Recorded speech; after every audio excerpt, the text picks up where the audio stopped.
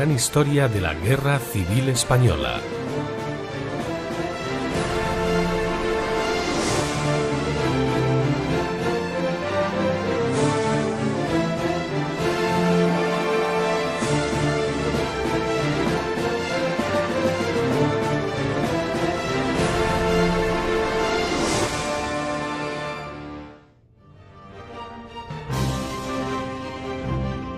La Guerra Civil Española cumple un año.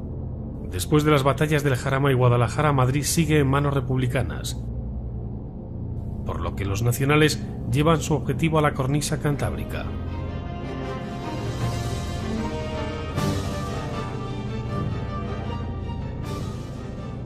Comienza la campaña del norte.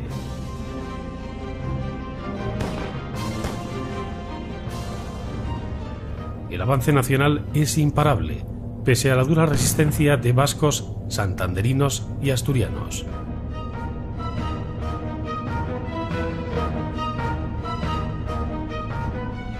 En Barcelona estalla una revuelta anarcosindicalista el mes de mayo.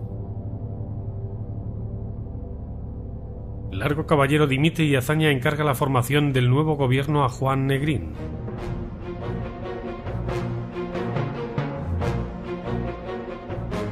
El sueño libertario revolucionario de los anarquistas se va evaporando.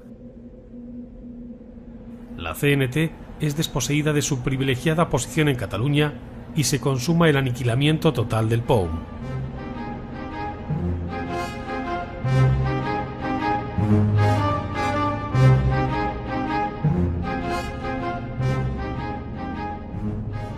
El orden vuelve a Barcelona y a toda Cataluña, pero empieza una durísima represión.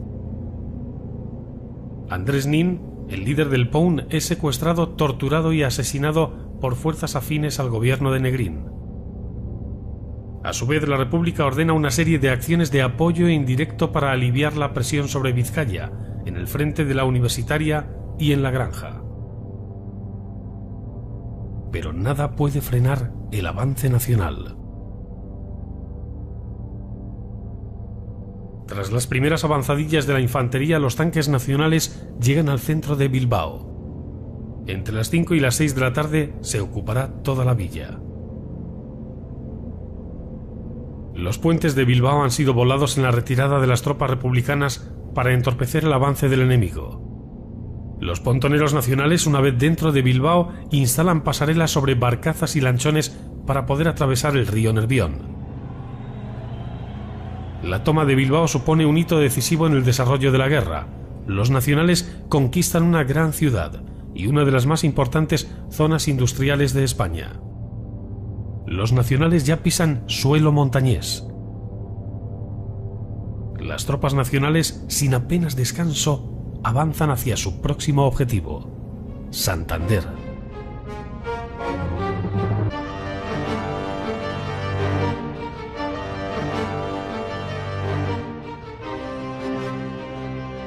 La ofensiva republicana.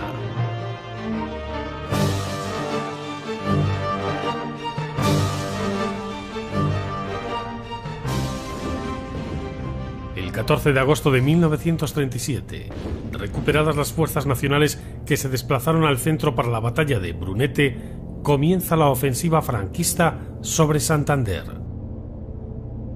Dávila, al mando de un contingente de 100.000 hombres, se enfrenta a las tropas que defienden Santander bajo el mando de Gamir Uribarri. Las brigadas navarras parten desde Palencia y toman la fábrica de armas de Reynosa y los puertos del Escudo y el Seguro. La estampida de las fuerzas republicanas facilita la incautación de gran cantidad de armamento. El ministro de Defensa, Prieto, solicita que resistan 72 horas más, pues se va a iniciar una gran ofensiva sobre Zaragoza. El 24 de agosto las tropas nacionales conquistan el puente de Barreda, cortando la comunicación entre Santander y Asturias. El cuerpo de voluntarios italianos entra en Castro Urdiales y las brigadas navarras toman Torrelavega.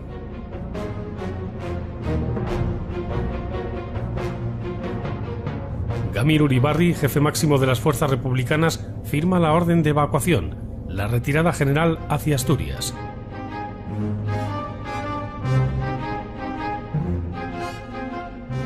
La intervención del gobierno de Negrín, siguiendo las tesis comunistas, pone fin a la hegemonía anarco-sindicalista. Disuelve el Consejo de Aragón por decreto en agosto de 1937 y desarticula violentamente toda su organización, mediante una intervención de la 11ª División de Lister.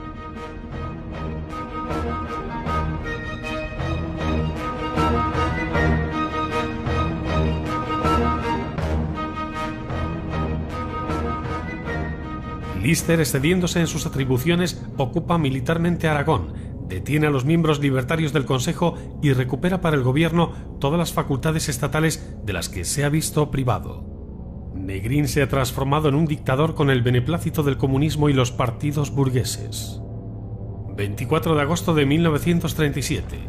Los republicanos desencadenan una nueva ofensiva en el frente de Aragón para aliviar la presión sobre Santander. Mientras los nacionales están a punto de entrar en Santander, Prieto concentra importantes fuerzas terrestres y aéreas en Aragón, con la misión de ocupar Zaragoza, obligar a los nacionales a suspender su avance en el norte y derrumbar todo el frente del este. A finales de agosto de 1937, la campaña del norte sigue su marcha imparable. Los nacionales tienen embolsado Santander y Asturias. La República prepara una maniobra de distracción en Aragón para obligar a los nacionales a desviar tropas del frente norte. Sin embargo, en esta ocasión, Franco no caerá en la trampa. Mientras el ejército republicano avanza hacia Belchite, Santander está a punto de caer en poder nacional.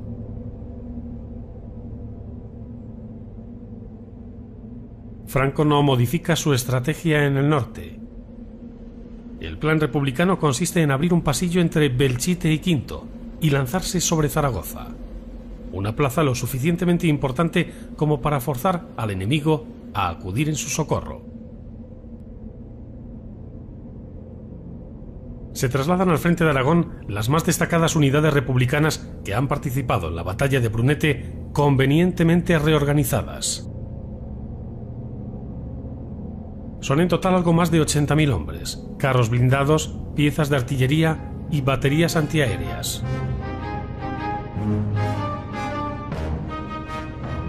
Se envían a la zona la 45 División al mando del general Kleber, la 27 a las órdenes del mayor Trueba, el jefe de la 102 Brigada Mixta y el mayor Modesto, jefe del 5º Cuerpo de Ejército.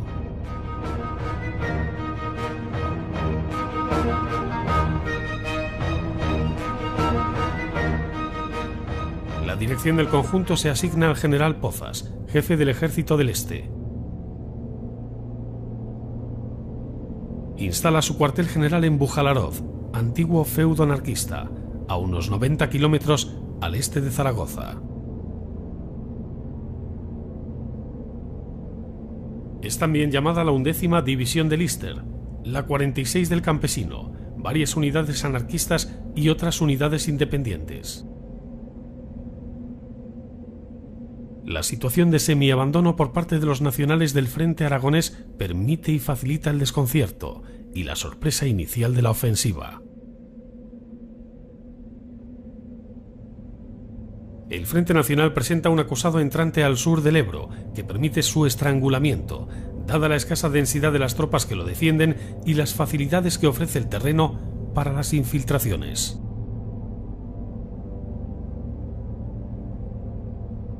El terreno suavemente ondulado es apto para la acción ofensiva y el avance. En pocos días los republicanos conquistan 1000 kilómetros cuadrados y cortan la carretera Zaragoza-Huesca a la altura de Zuera. La columna motorizada de Lister no puede superar el obstáculo que representan los defensores de Fuentes de Ebro y queda inmovilizada. Los defensores de Quinto se repliegan la noche del 24 al 25 de agosto a la iglesia y casas vecinas, de donde son desalojados la tarde del día siguiente. En Codo, los requetés de Nuestra Señora de Montserrat combaten en el casco urbano, casa por casa, hasta que logran romper el cerco en una desesperada salida con innumerables bajas. solo queda Belchite, que va a prolongar durante 15 días su increíble resistencia, protagonizada por su pequeña guarnición y por la población civil, apenas unos 2000 hombres. La tenacidad de los defensores nacionales en esta población sorprende a los republicanos. Franco ordena a las tropas que defienden Aragón resistir hasta que lleguen refuerzos. Desde el norte acude la aviación nacional. Varias unidades de la Legión Cóndor también son enviadas a la zona. El 26 de agosto las tropas italianas y las brigadas navarras entran en Santander. En Santoña las fuerzas del ejército vasco se entregan a las tropas italianas. Fidel Dávila comunica a Franco que la ciudad montañesa ha caído. Ahora solo queda Asturias como único reducto republicano en el Cantábrico. Llegan al frente de Aragón los primeros refuerzos nacionales desplegándose por las posiciones más críticas del frente. Simultáneamente, tropas republicanas apoyadas por tanques soviéticos logran un considerable avance hacia Belchite. Situado a 48 kilómetros de Zaragoza, Belchite, un pueblo sin apenas valor estratégico, se ve envuelto en una terrible batalla, superando todo lo imaginable. La primera ofensiva republicana sobre Belchite se produce el 28 de agosto, pero es rechazada por los defensores, una guarnición compuesta por 2.273 hombres. El 31 de agosto el general Walter toma el mando de las operaciones republicanas, produciéndose los primeros ataques, todo un preámbulo de lo que se avecina. El mando nacional envía aviones que ametrallan y bombardean a las fuerzas enemigas que rodean la localidad preparadas para el asalto. Sin embargo, el apoyo aéreo no es suficiente. Ante la falta de fuerzas aerotransportadas o paracaidistas, el auxilio efectivo debe llegar por tierra. La presión sobre los sitiados de Belchite es cada vez mayor. La población civil es evacuada de las zonas limítrofes del pueblo. Hace calor en Belchite. Bajo un sol abrasador y asfixiante, los soldados nacionales esperan. Mientras tanto, las tropas republicanas toman posiciones en las afueras del pueblo para el asalto final.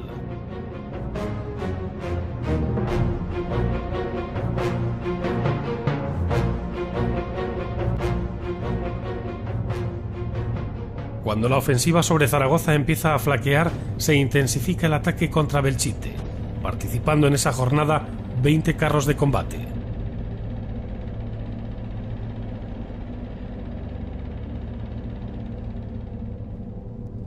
Y desde el aire apoyan el ataque varias escuadrillas de cazas soviéticos. El 1 de septiembre, ante la imposibilidad de seguir avanzando hacia Zaragoza, el Estado Mayor republicano concentra todo su esfuerzo bélico sobre la única localidad que ha quedado aislada en la zona republicana, Belchite.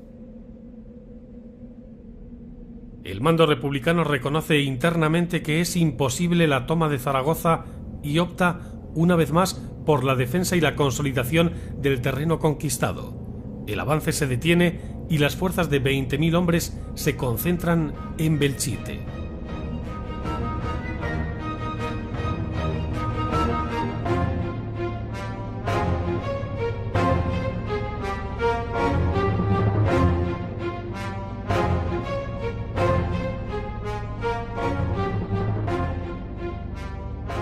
Gracias a un aparato de radio, Belchite puede comunicarse con el alto mando nacional en Zaragoza. Es el único sistema que tienen los sitiados para solicitar ayuda y suministros.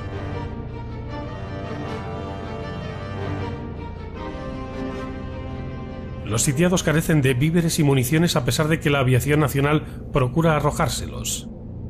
El pueblo está virtualmente ocupado y la República organiza expediciones de periodistas extranjeros. Pero no pueden entrar ante la intensidad del fuego cruzado entre sitiados y atacantes. Los defensores en sus mensajes radiados piden incesantemente ayuda.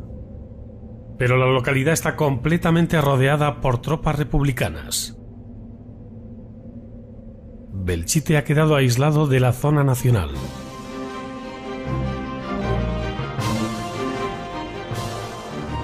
Franco incorpora divisiones del Frente de Madrid. La división Barrón logra detener el avance que amenaza Zaragoza, y la división Sáez de Buruaga es la que trata de socorrer al sitiado Belchite. Los sitiados creen que llegará ayuda y se disponen a resistir como sea, pero todas las tropas son necesarias para defender Zaragoza. Por ello se comunica a la guarnición que deberá resistir por sus propios medios. Las tropas republicanas a las afueras de Belchite comienzan a estudiar detenidamente por dónde atacar el pueblo. El punto inicial del ataque va a ser el seminario defendido por los requetés del tercio de los almogávares. Será la pieza clave en el dispositivo defensivo de Belchite. Los sitiados saben que el asedio puede ser soportado durante unas pocas horas más. En el sector de Aragón siguen llegando tropas republicanas a las afueras de Belchite para reforzar el ataque desde el exterior. El 2 de septiembre, guardias de asalto republicanos logran entrar en el seminario, iniciándose una terrible lucha cuerpo a cuerpo. Los sitiados logran rechazar el asalto, obligando a los asaltantes a parapetarse en las calles adyacentes. Los requetés que se han batido en el seminario se incorporan a los defensores de la población.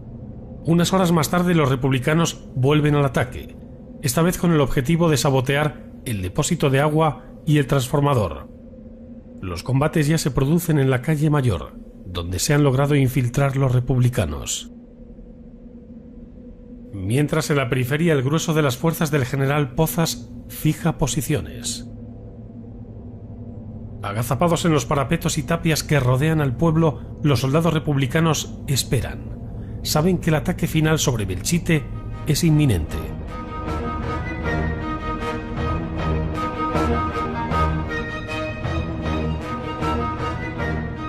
El 1 de septiembre los nacionales cierran el frente santanderino tomando las localidades del litoral que estaban en manos republicanas. Las tropas cruzan el río Deva, frontera natural con la provincia de Asturias. El día 2 cae en manos nacionales la localidad santanderina de Potes y comienza la ofensiva para conquistar el territorio asturiano. Mientras en Belchite, al anochecer del 2 de septiembre, el seminario está a punto de sucumbir. Los republicanos ya ocupan la Plaza de Toros y otros edificios representativos.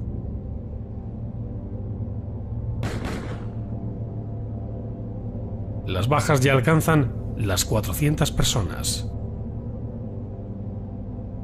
Atacantes y defensores abren boquetes en los muros y tabiques para poder lanzar bombas o disparar ráfagas de ametralladora. Especialmente dramática es la lucha por los sótanos, en las bodegas que hay en cada casa, y que los lugareños han ido perforando para poder comunicarse entre sí y refugiarse mejor. Los sitiados construyen los últimos parapetos con aquello que encuentran.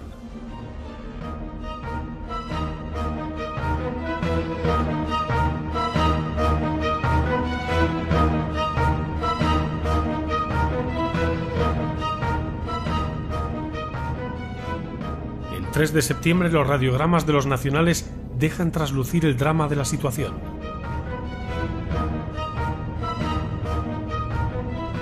Las bajas son muy numerosas y el enemigo ha ocupado la fábrica de aceite y el matadero.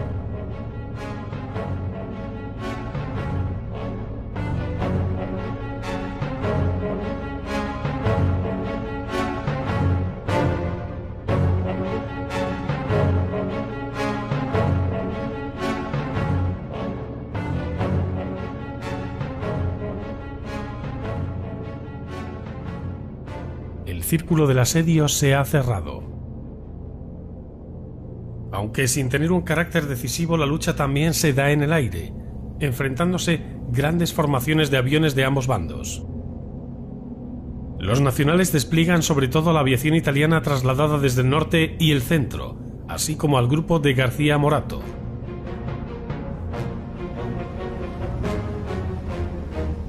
El 4 de septiembre la resistencia ya se reduce a 2 puntos, los alrededores de la iglesia y el ayuntamiento.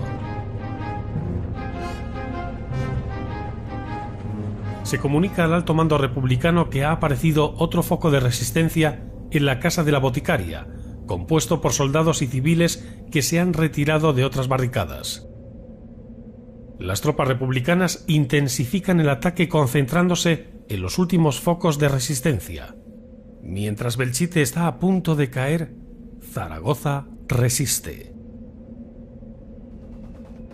Pero dentro del pueblo aún quedan algunos focos que resisten. El general Pozas ordena tomarlo de una vez por todas. Los últimos defensores de Belchite, divididos en dos pequeños grupos, se refugian en torno a la iglesia y el ayuntamiento. Los defensores comunican por radio que es imposible resistir más. Las bajas alcanzan ya los 800 hombres. O se muere o se intenta la huida. La noche del 4 de septiembre, los asaltos se intensifican. La acumulación de fuerzas republicanas en el sector de Belchite hace imposible cualquier intento de ayuda por parte de las unidades nacionales de Barrón y de Sáenz de Buruaga. La República tiene hambre de victoria y la prensa del 5 de septiembre, aunque los combates prosiguen, proclama la toma total de Belchite. Con sumo cuidado los republicanos van entrando en el pueblo, dadas las magníficas oportunidades que aquel escenario ofrece para una emboscada. La mayor parte de las bajas sufridas por ellos se dan en las complicadas luchas en las calles estrechas y entre las paredes derruidas. El 5 de septiembre el pueblo ya está ocupado en su mayor parte.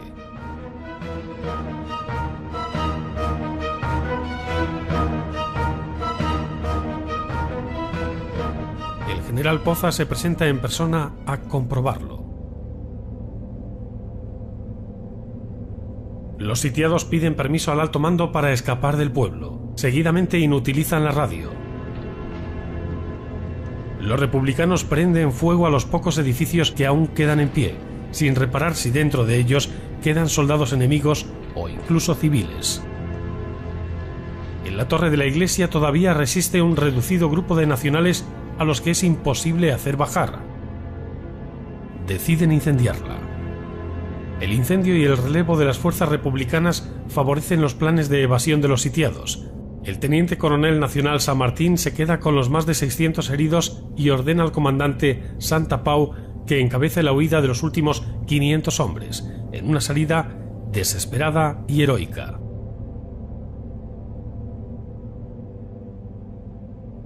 Lo logran corriendo toda la noche campo a través hacia el este, unos 20 kilómetros, hasta que encuentran las hogueras que han prendido los nacionales para indicarles el camino.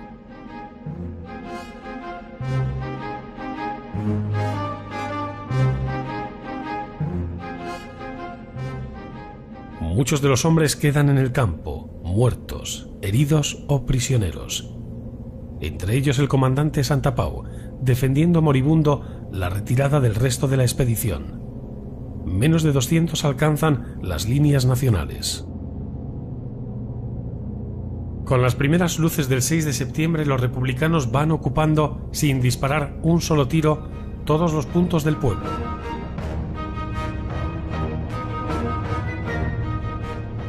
El número de prisioneros nacionales asciende a 2.411 entre soldados y población civil.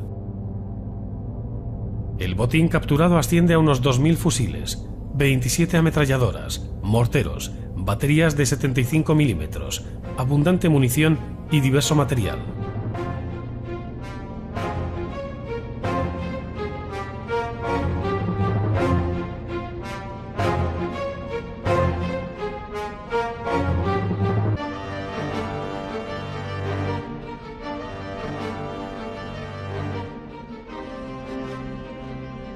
La puerta de entrada a la villa se sostiene milagrosamente después de soportar varios días el fuego cruzado, las granadas, los morteros y los ataques de artillería.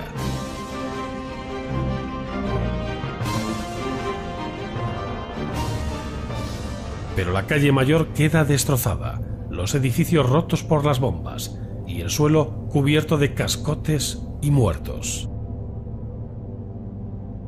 La primera conquista republicana se anuncia por todo lo alto.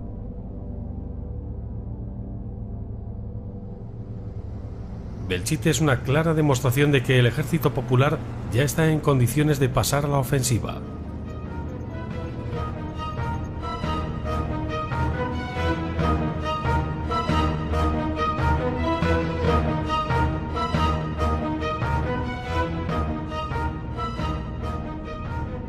Y después de la victoria llega la hora de la rapiña, del saqueo, del botín de guerra. Belchite se traduce en una terrible carnicería que eleva las víctimas mortales a 5.000 combatientes entre ambos bandos.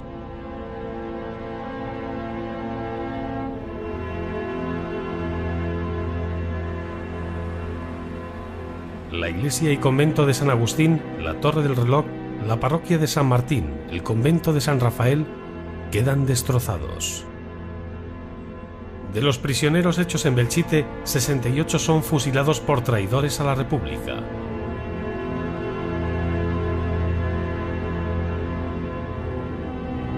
La localidad no retornará a manos nacionales hasta el 10 de marzo de 1938.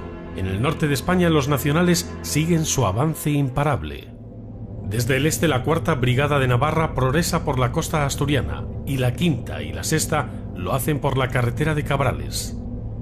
En los picos de Europa, la 81 División penetra en el Principado desde León. El 5 de septiembre los nacionales ocupan Llanes. Los republicanos frenan el avance nacional en la Sierra del Cuera. La Legión Cóndor se instala en la base aérea de Llanes.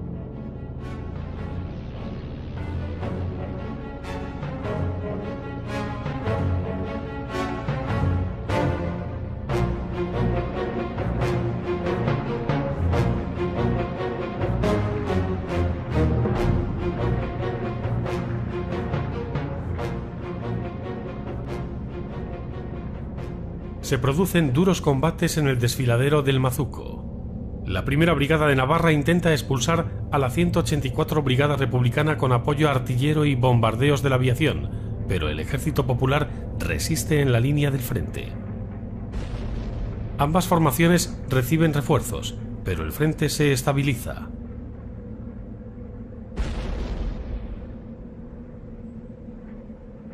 En el sector de Peña Turbina, 12 batallones republicanos oponen dura resistencia al avance nacional.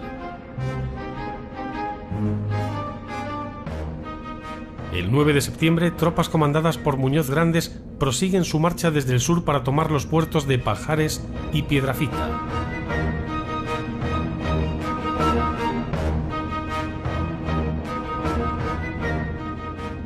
El 11 de septiembre los nacionales inician la maniobra de envolvimiento en la Sierra del Cuera. La 5ª y 6ª Brigadas de Navarra se sitúan a la espalda de los republicanos, que tienen enfrente a la 1ª y 4ª Brigadas.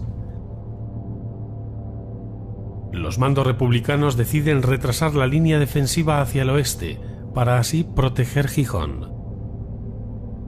Las brigadas navarras ocupan el margen oriental de la Sierra del Cuera y toman el Mazuco y Peña Turbina. Fidel Dávila autoriza el inicio de los bombardeos masivos sobre la costa asturiana.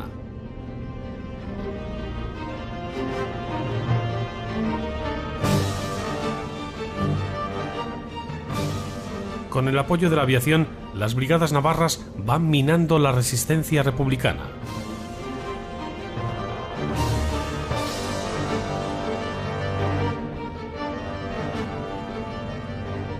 El 22 de septiembre la posición de Peñas Blancas es conquistada por los nacionales.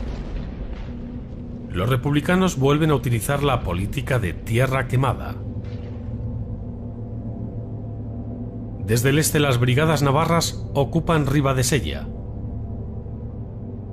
Los defensores destruyen todos los puentes que cruzan el río.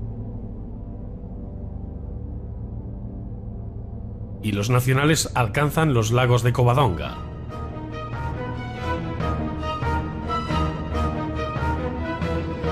Las autoridades republicanas deciden concentrar el esfuerzo bélico en la defensa de Gijón. El 11 de octubre las brigadas navarras cruzan el río Sella por Cangas de Onís. La aviación bombardea intensamente y el avance por el litoral se acelera ante el retroceso republicano. Desde el interior, la 81 División continúa el avance hacia el norte y se acerca a Oviedo. La retaguardia se descompone y los líderes políticos inician la huida.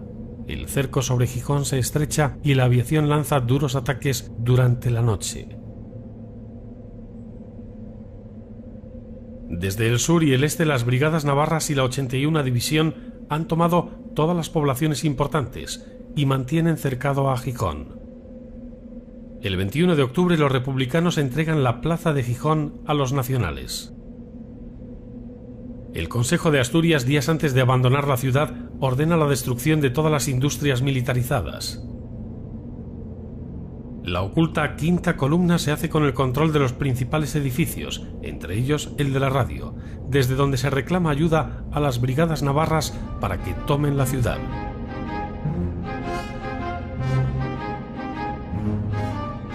Gijón es finalmente ocupada por 6 brigadas navarras, 4 columnas gallegas y 8 tabores de regulares.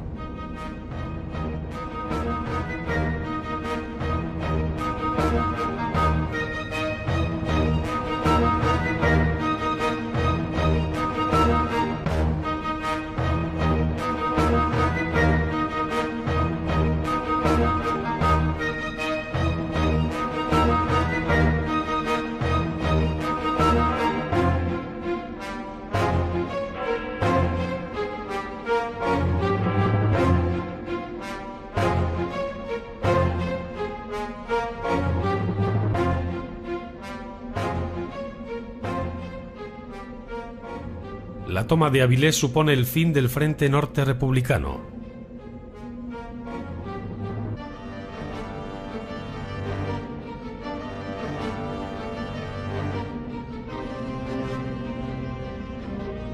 La guerra se ha ganado en el norte y se rematará o hará definitiva en el centro. General Franco.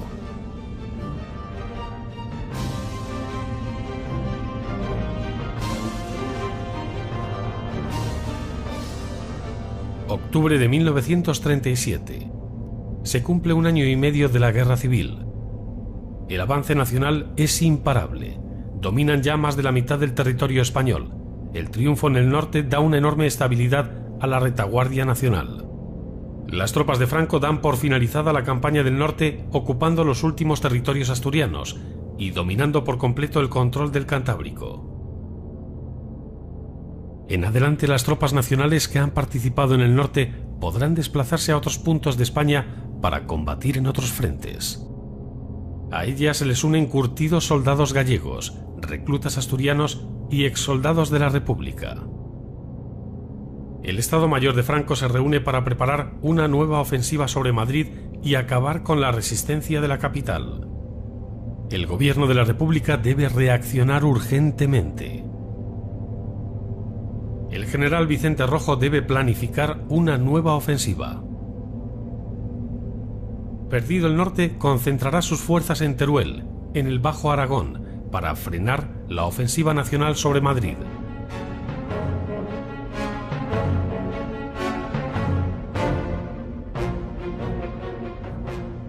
El anarquista Cipriano Mera se infiltra en las líneas enemigas y descubre a tiempo las maniobras nacionales de ataque. En noviembre de 1937, el Ejército Nacional concentra 12 divisiones en la provincia de Soria, con un claro objetivo: la ofensiva definitiva sobre Madrid.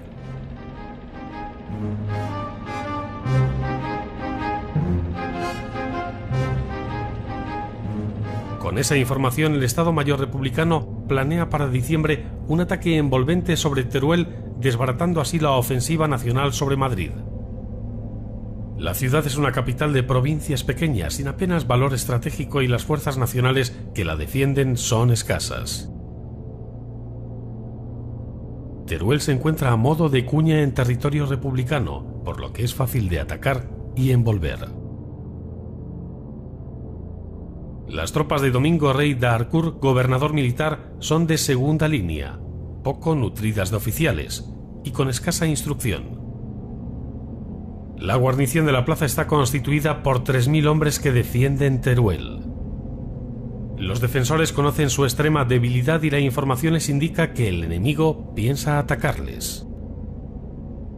Siguiendo el criterio de Franco, las guarniciones secundarias deben aguantar con sus propios medios el tiempo necesario para recibir ayuda y de este modo mantener reunida toda la potencia de fuego disponible.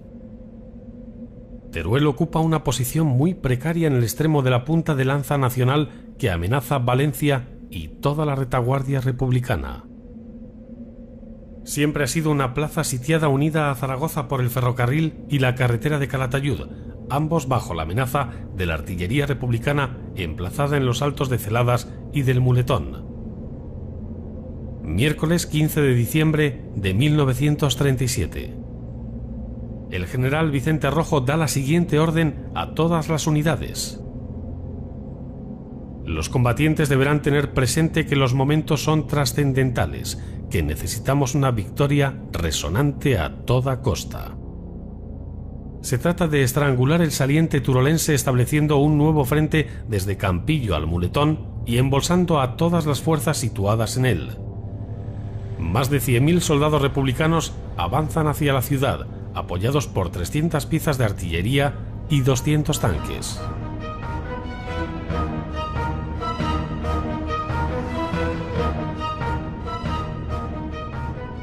Ese día empieza una batalla terrible que va a durar más de 2 meses. A las miles de bajas causadas por el combate, la sed y el hambre se le sumarán las producidas por un elemento tan asesino como las balas: el frío. La plaza de Teruel está ocupada por 4.000 hombres, la mitad de ellos son civiles armados, a cuyo mando está el coronel nacional Rey d'Harcourt, que viendo la gravedad de la situación manda un telegrama a sus superiores.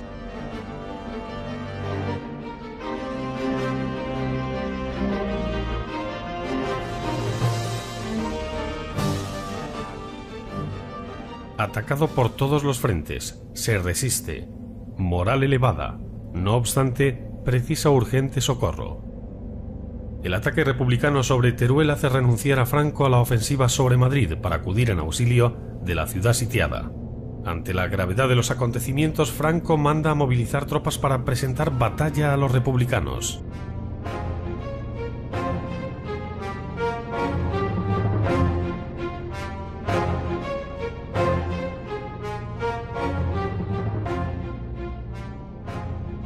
Miles de soldados nacionales son enviados al frente turolense.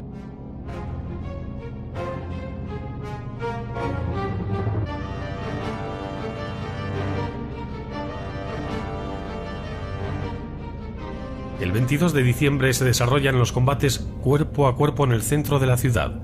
Atacantes y defensores de la plaza se enfrentan cara a cara, en las estrechas calles, en las esquinas y de una habitación a otra. Mientras tanto, la población civil se esconde aterrorizada en los sótanos. Dentro de la ciudad continúa la voladura de edificios para acabar de una vez por todas con la resistencia nacional. Los republicanos no quieren otro Alcázar de Toledo. Una mina estalla dentro del reducto de la comandancia y destruye todos los aparatos de radio, dejándola incomunicada con el seminario, el otro foco de resistencia. El 31 de diciembre, más conocido como la Noche Triste Turolense, no hay nadie defendiendo la plaza. Pero ni los de fuera ni los defensores de los reductos salen para cerciorarse que el enemigo haya abandonado la ciudad. Rojo vuelve al frente y ordena a una de las brigadas de la 47 División que actúe como tropa de contención en caso de desbandada. Reordena a Lister volver al frente, pero este se opone terminantemente, alegando el total agotamiento de sus tropas tras 15 días de combate bajo la nieve, y pese a que es ascendido al grado de teniente coronel.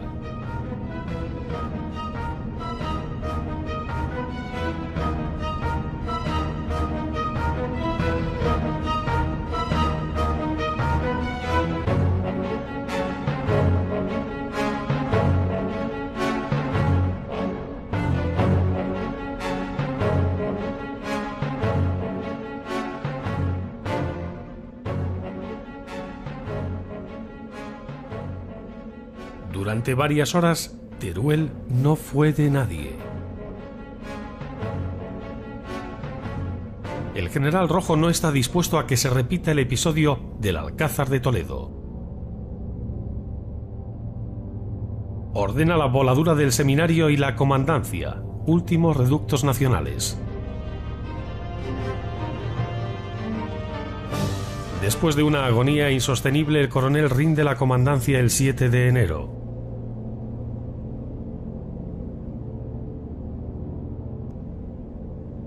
Los republicanos dominan toda la ciudad, pero ello significa que ahora se han convertido en sitiados y los nacionales en sitiadores.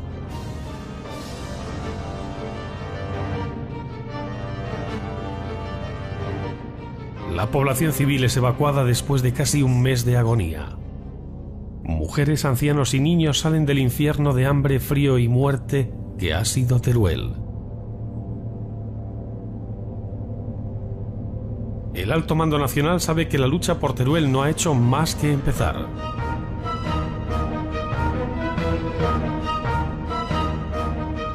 Franco ha de reconquistar Teruel a cualquier precio. Ordena al general Dávila reorganizar el ejército de operaciones, que queda configurado por 3 cuerpos de ejército. El de Galicia del general Aranda. El de Castilla del general Varela. Y el marroquí del general Yagüe. Pero la conquista republicana no durará mucho tiempo. El espacio en la guerra es un acordeón, va y viene.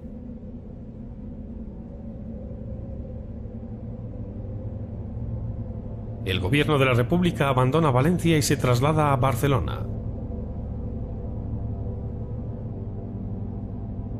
El gobierno de Burgos es reconocido por Yugoslavia y Japón, que declaran como legítimo al gobierno de Franco. La Sociedad de Naciones exige la retirada de voluntarios que luchan en la Guerra Civil Española. La situación en Europa se deteriora y los acontecimientos españoles van pasando a un segundo o tercer plano en las preocupaciones de las cancillerías. Se abre la crisis austríaca y solo la Unión Soviética se muestra dispuesta a sostener a los estados amenazados por Alemania.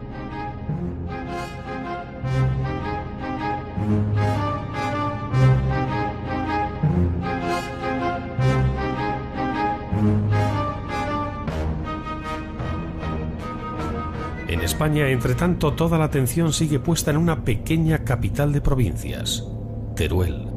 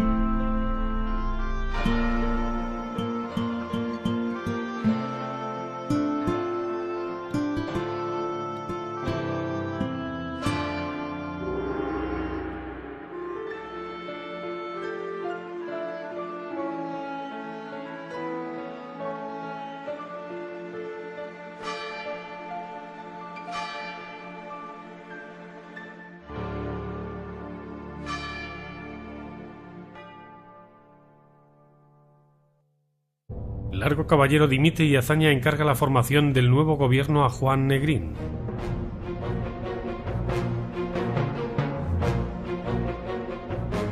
El sueño libertario revolucionario de los anarquistas se va evaporando. La CNT es desposeída de su privilegiada posición en Cataluña y se consuma el aniquilamiento total del POUM.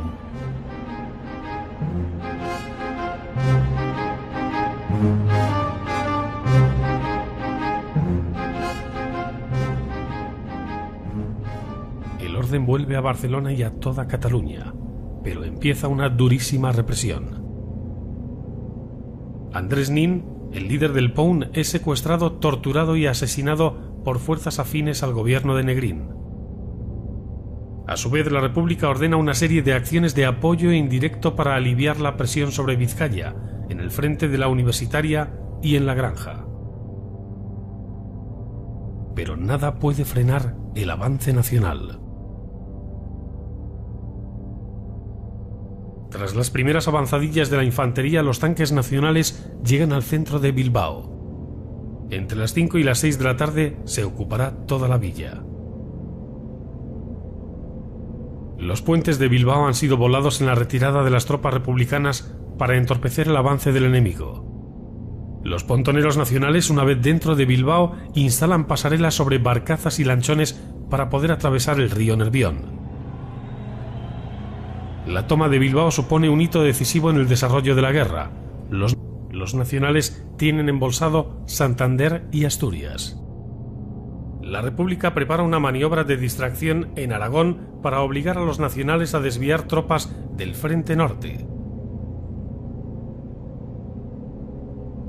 Sin embargo, en esta ocasión, Franco no caerá en la trampa.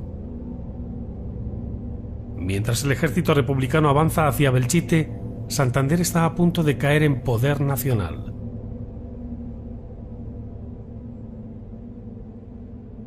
Franco no modifica su estrategia en el norte. El plan republicano consiste en abrir un pasillo entre Belchite y Quinto y lanzarse sobre Zaragoza, una plaza lo suficientemente importante como para forzar al enemigo a acudir en su socorro. Se trasladan al frente de Aragón las más destacadas unidades republicanas que han participado en la batalla de Brunete, convenientemente reorganizadas. Son en total algo más de 80.000 hombres, carros blindados, piezas de artillería y baterías antiaéreas. Se envían a la zona la 45 División al mando del general Kleber, la 27 a las órdenes del mayor Trueba, el jefe de la 102 Brigada Mixta y el mayor Modesto, jefe del 5º Cuerpo de Ejército.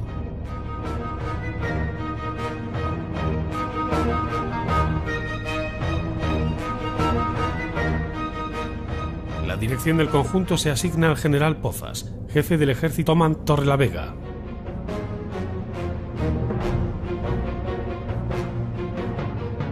Gamir Uribarri, jefe máximo de las fuerzas republicanas, firma la orden de evacuación, la retirada general hacia Asturias.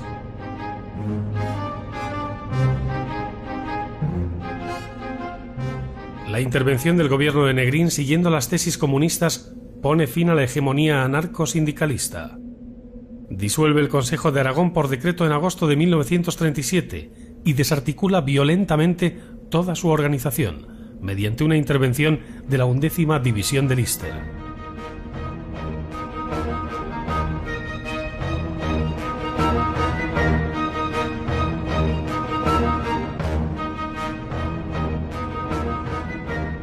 Lister, excediéndose en sus atribuciones, ocupa militarmente Aragón, detiene a los miembros libertarios del Consejo y recupera para el gobierno todas las facultades estatales de las que se ha visto privado. Negrín se ha transformado en un dictador con el beneplácito del comunismo y los partidos burgueses. 24 de agosto de 1937. Los republicanos desencadenan una nueva ofensiva en el frente de Aragón para aliviar la presión sobre Santander. Mientras los nacionales están a punto de entrar en Santander, Prieto concentra importantes fuerzas terrestres y aéreas en Aragón, con la misión de ocupar Zaragoza, obligar a los nacionales a suspender su avance en el norte y derrumbar todo el frente del este. A finales de agosto de 1937, la campaña del norte sigue su marcha imparable.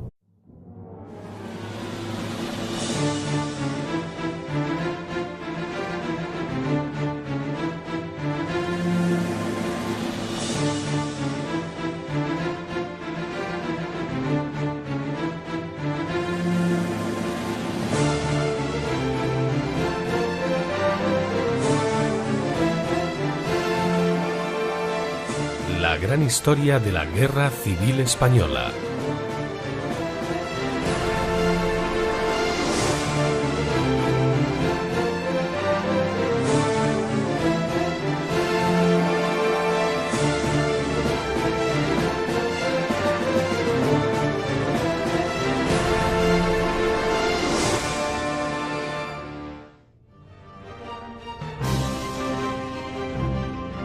La Guerra Civil Española cumple un año. Después de las batallas del Jarama y Guadalajara, Madrid sigue en manos republicanas, por lo que los nacionales llevan su objetivo a la cornisa cantábrica.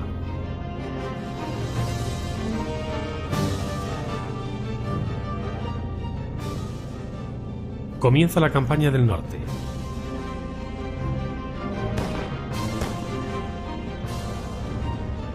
El avance nacional es imparable, pese a la dura resistencia de vascos, santanderinos y asturianos.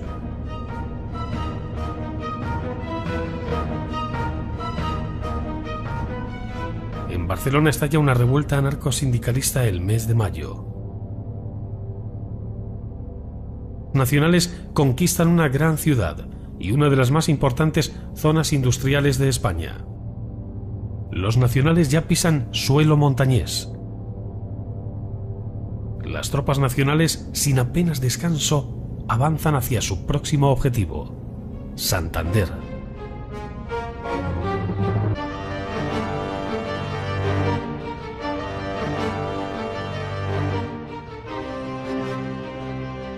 La ofensiva republicana.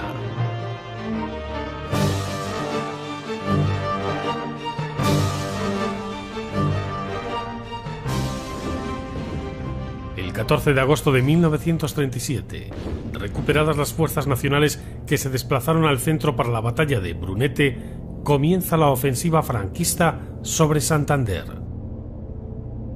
Dávila, al mando de un contingente de 100.000 hombres, se enfrenta a las tropas que defienden Santander bajo el mando de Gamir Uribarri. Las brigadas navarras parten desde Palencia y toman la fábrica de armas de Reynosa y los puertos del Escudo y el Seguro. La estampida de las fuerzas republicanas facilita la incautación de gran cantidad de armamento. El ministro de Defensa, Prieto, solicita que resistan 72 horas más, pues se va a iniciar una gran ofensiva sobre Zaragoza.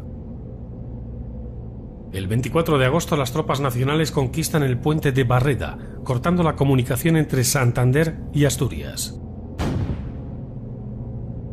El cuerpo de voluntarios italianos entra en Castro Urdiales y las brigadas navarras. La ofensiva republicana.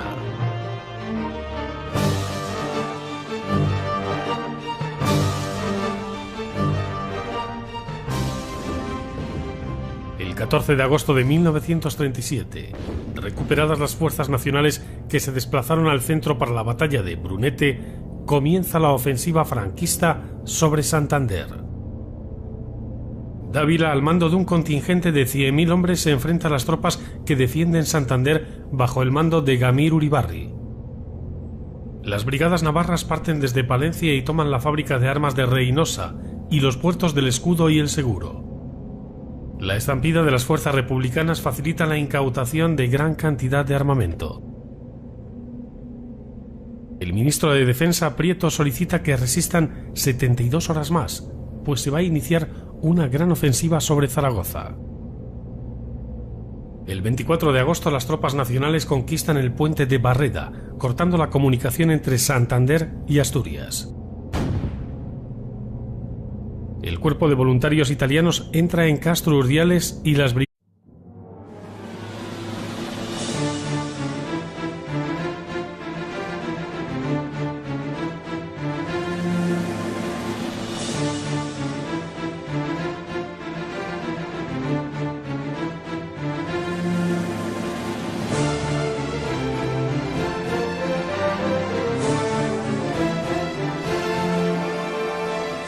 La gran historia de la Guerra Civil Española.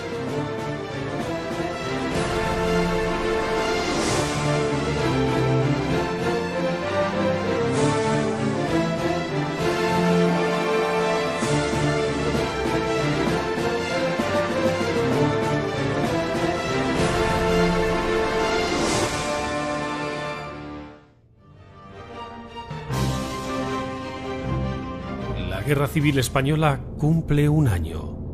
Después de las batallas del Jarama y Guadalajara, Madrid sigue en manos republicanas, por lo que los nacionales llevan su objetivo a la cornisa cantábrica.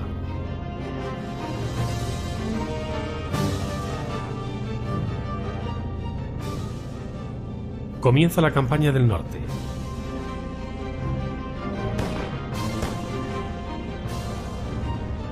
El avance nacional es imparable, pese a la dura resistencia de vascos, santanderinos y asturianos.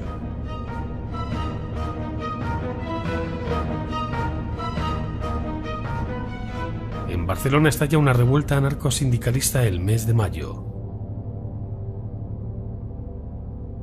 Largo Caballero dimite y Azaña encarga la formación del nuevo gobierno a Juan Negrín.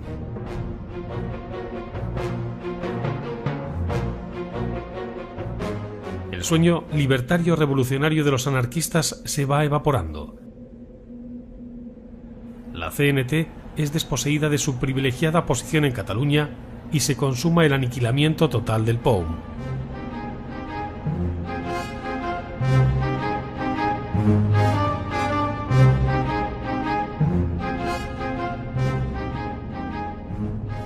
El orden vuelve a Barcelona y a toda Cataluña, pero empieza una durísima represión. Andrés Nin, el líder del POUM, es secuestrado, torturado y asesinado por fuerzas afines al gobierno de Negrín. A su vez, la República ordena una serie de acciones de apoyo indirecto para aliviar la presión sobre Vizcaya, en el frente de la Universitaria y en la Granja. Pero nada puede frenar el avance nacional. Tras las primeras avanzadillas de la infantería, los tanques nacionales llegan al centro de Bilbao. Entre las 5 y las 6 de la tarde se ocupará toda la villa. Los puentes de Bilbao han sido volados en la retirada de las tropas republicanas para entorpecer el avance del enemigo. Los pontoneros nacionales, una vez dentro de Bilbao, instalan pasarelas sobre barcazas y lanchones para poder atravesar el río Nervión. La toma de Bilbao supone un hito decisivo en el desarrollo de la guerra. Los nacionales conquistan una gran ciudad y una de las más importantes zonas industriales de España. Los nacionales ya pisan suelo montañés. Las tropas nacionales, sin apenas descanso, avanzan hacia su próximo objetivo: Santander.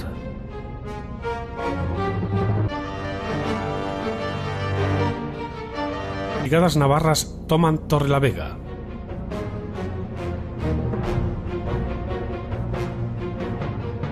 Gamir Uribarri, jefe máximo de las fuerzas republicanas, firma la orden de evacuación, la retirada general hacia Asturias.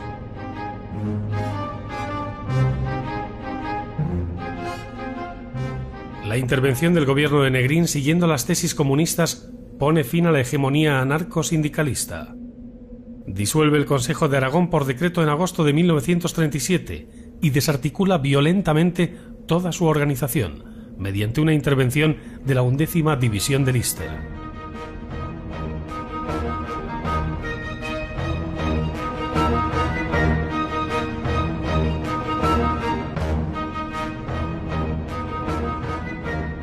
Lister, excediéndose en sus atribuciones, ocupa militarmente Aragón, detiene a los miembros libertarios del Consejo y recupera para el gobierno todas las facultades estatales de las que se ha visto privado. Negrín se ha transformado en un dictador con el beneplácito del comunismo y los partidos burgueses. 24 de agosto de 1937. Los republicanos desencadenan una nueva ofensiva en el frente de Aragón.